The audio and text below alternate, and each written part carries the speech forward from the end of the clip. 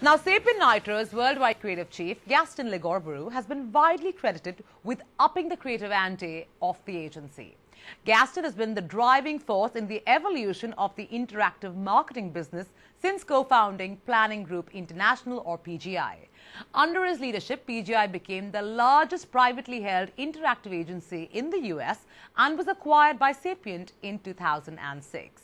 Well, I caught up with the man himself, and Gaston was candid enough to discuss how the digital world is so misunderstood, how he plans to grab share in India, and why the current agency-client model is not sustainable.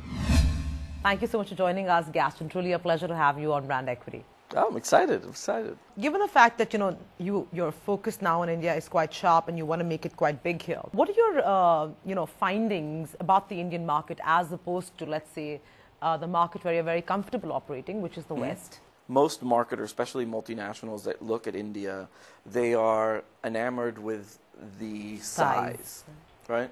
They're enamored with the size. They understand the complexity, all the sort of cultural nuances from region to region, and there's such a disparity from the haves and have-nots. It's a complex but clearly interesting and vibrant opportunity.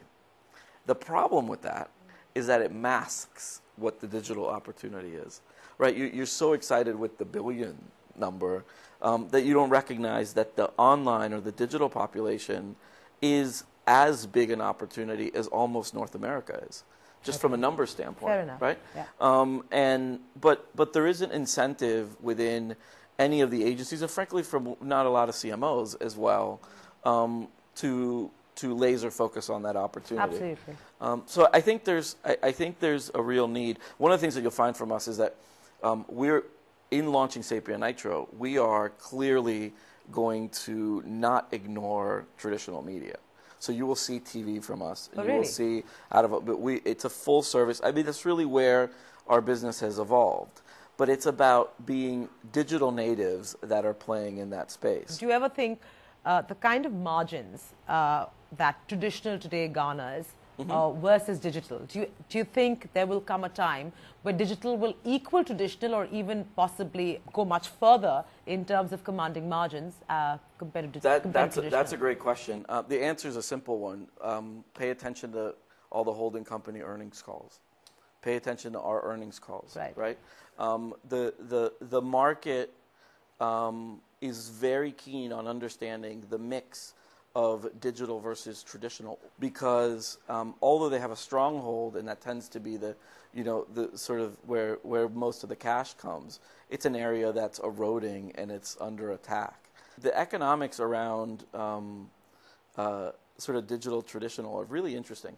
If you have a client that spends 100 million whatever currency, right?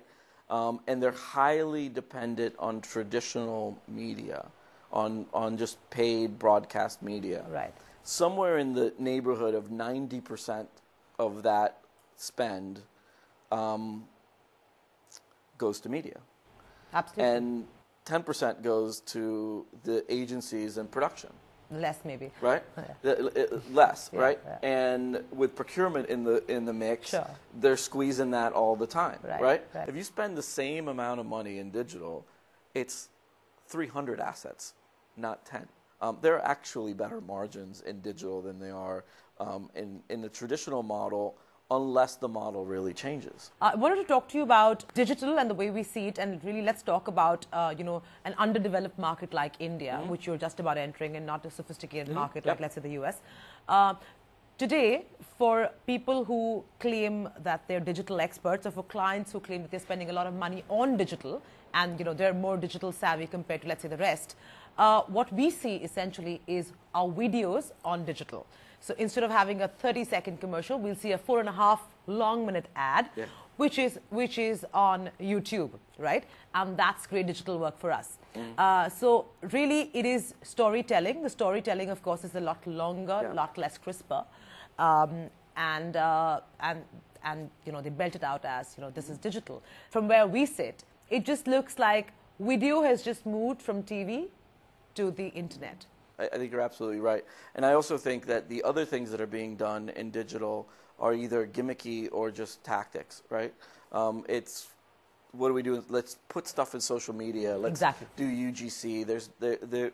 It lacks a core creative idea, and I think that has to do with the lack of focus and sophistication, or that there's someone that's focused on digital, and they're not connected with the bigger kind of brand platform, and then you just see tactical little things, or it is some digital extension that is driven by the traditional agency where you have no digital natives. Sure. The other thing that you find is that in some cases, it's checking the box, right?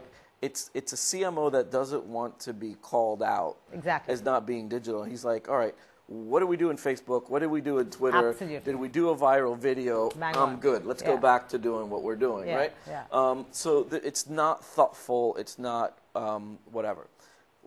Where I think the opportunity is one of the reasons that I say that we have to also do TV, right, is that I think that a 30-second spot should not end with a period. It should end with a comma.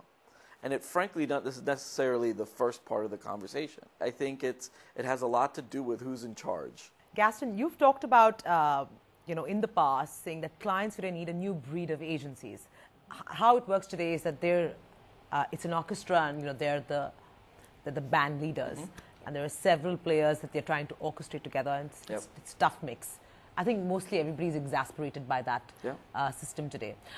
When you say a new breed of agencies, A, how do you define the new breed? And B, what do you think the structure will be going forward?